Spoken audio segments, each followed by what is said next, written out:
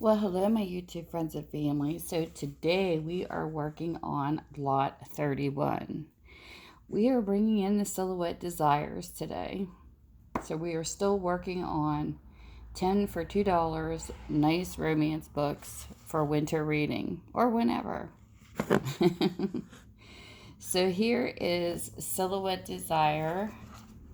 This is number 711. Sorry for the background noise. I'm in my garage. You're going to hear some traffic.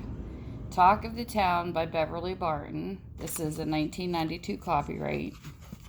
It's got some writing in it. This is what it looks like. And this is what it's about. Too Close for Comfort. Sweet Southern belle Lydia Reed never imagined she'd be the subject of a scandal. Yet when her unfaithful husband made her an unforgiving widow, Lydia turned to country boy Wade Cameron for comfort, and everyone in town began talking. Wade knew he was flirting with disaster when he befriended Lydia. The delicate damsel had a reputation to protect, and doing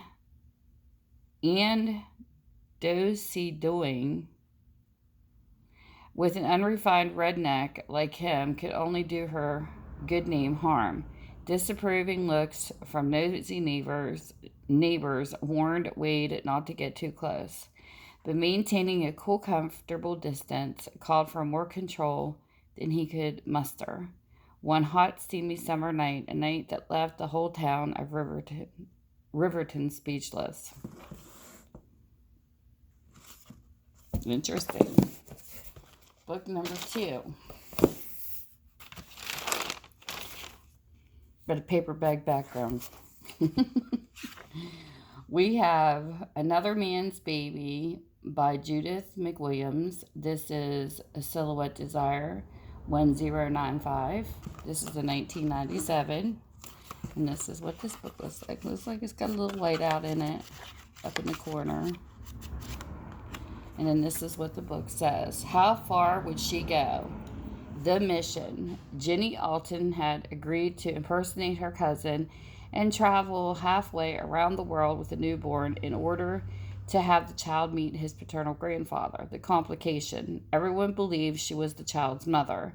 The man, Philip Linsander, knew Jenny was lying about something, so in order to protect his family, he told everyone he was the baby's father.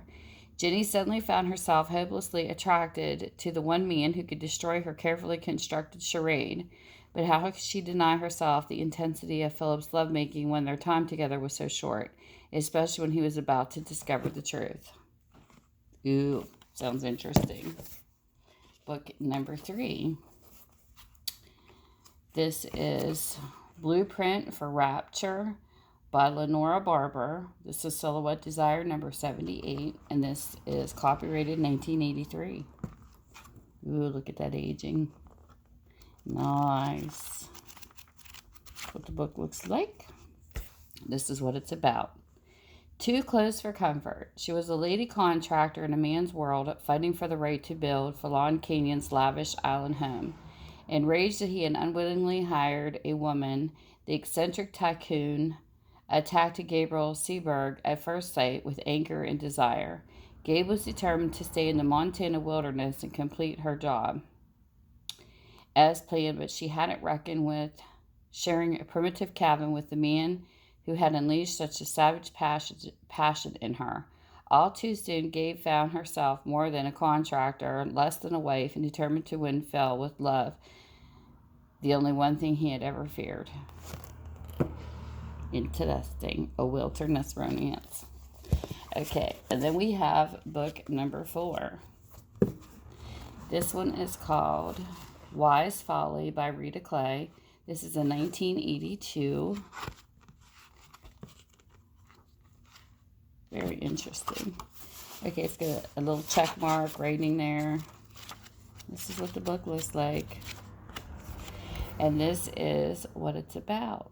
He was her secret shame. Silhouette Desire number 3. And now Noah Weston would pay for a passionate indiscretion committed 7 years ago as the newest employee of Noah's firm. Diana Hammond planned to collect a long overdue debt. Even she tried to avoid the boss himself. But the moment she feared arrived too soon, and Noah was back in her arms again. He swept her away like a bartered bride, gave her what she came for and more. He had ruined her life once before. How had he turned the tables again? Round two was his, but possession was only half of the game of love. So there's book number 4. And then we have book number 5. This one is called Moonlight Serenade by Laurel Evans. It is So Silhouette Desire 248, and it is a 1985 book. And this is what it looks like. And this is what it's about. Life in the slow lane was fine with Emma. She loved running a radio station in a small Connecticut town. So when television producer Simon Elliott invited her to give a speech in New York, she refused. But when Simon kept returning on weekends, Emma fell in love, even though she knew it was a mistake. Surely such a hot shot would never be content with her, and she would never change. Simon didn't feel like a hot shot. He felt like a man in love. Emma had shown them that he had been missing the most important things in life, but could he convince her that she'd made the last fast lane an empty space to be? An empty place to be, okay? So there's that book. Then we have 6. Book 6 is I Married a Prince by Kathryn Jensen. It is in 1997, and it is Silhouette Desire 1115. A little spot up there. There's the book. This is what it's about. Secret baby heir to a throne. How could a small-town librarian with her nose in books, not the tabloids, know that a man she'd fallen for years ago was literally a prince? Or that their love child was heir to a royal throne? All Allison knew was that his seductive charm had turned her from a girl into a woman. Temporary princess, unable to forget her Jacob returned for one last taste of Allison's sweet lips. When he discovered his son, he proposed a temporary marriage of convenience to save his family from scandal. By law, Jacob was not allowed to marry a commoner, but he was determined to bend the rules and make Allison a permanent princess by Christmas. Oh, that's like a Cinderella story. Okay, and then we have number 7. This is Foolish Pleasure by Jennifer Green. This is Silhouette Desire 293, and this is a 1986 book. It's got some marker issues in the front, and that's it. This is what it's about. Allure of the Forbidden. At the tender age of 17, Alex Carson had swept Stephanie Randolph off her feet. They were an unlikely combination, a young woman of breeding and a car mechanic. But Stephanie had been enraptured. Alex was tough, sexy, and physical. He was everything she wanted and nothing she was familiar with. Opposites may attract, but their young love couldn't survive the responsibilities of matrimony. Now, 15 years later, everything had changed, yet nothing was different. With her son in the hospital, Alex was at her side again, strong, attentive, caring, and Stephanie knew she was close to being as foolish as to take pleasure in loving him again. That sounds like the rich girl, poor boy syndrome story. And then we have number 8. And this is A Little Texas Two-Step by Peggy Moreland. It is a Silhouette Desire 1090, and it is a 1997 copyright. Let's go a little white out right there. That's what the book looks like. This is what it's about. Bachelor, beware. Hank Braden prided himself on being the most confirmed dating bachelor in Temptation, Texas. So when the men in the town advertised for women, he was there to welcome them with a bad boy good looks, a smile that would melt chocolate, and lines smoother than black ice on Texas byways. But Mary won no way. The woman, Leona Farrow, walked into his juke joint, Hank knew the reason that God had created single women, but Leanna hadn't come to town to be somebody's girl, and she wasn't easily swayed by Hank's tempting ways. It seemed the only chance Hank had of getting Leanna was getting hitched. Ooh. Book number 9. This one is called Reserved for the Tycoon by Charlene Sands. It is Silhouette Desire 1924, and it is a 2009 copyright. In really good shape. And this is what the book is about: seduction and sabotage.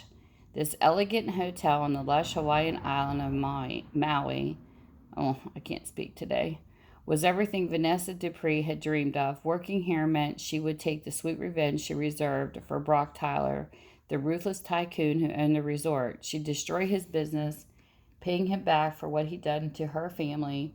But was this devastatingly handsome and dangerously charging man beginning to suspect his new right-hand woman? And what was the real reason for the sizzling seduction that was making it so hard to keep her mind on sabotage? Ooh, sounds like a good one. And last but not least, we have book number 10. This is Claiming King's Baby by Maureen Child. This is Silhouette Desire 1971, and this is a copyright 2009. This is what the book looks like.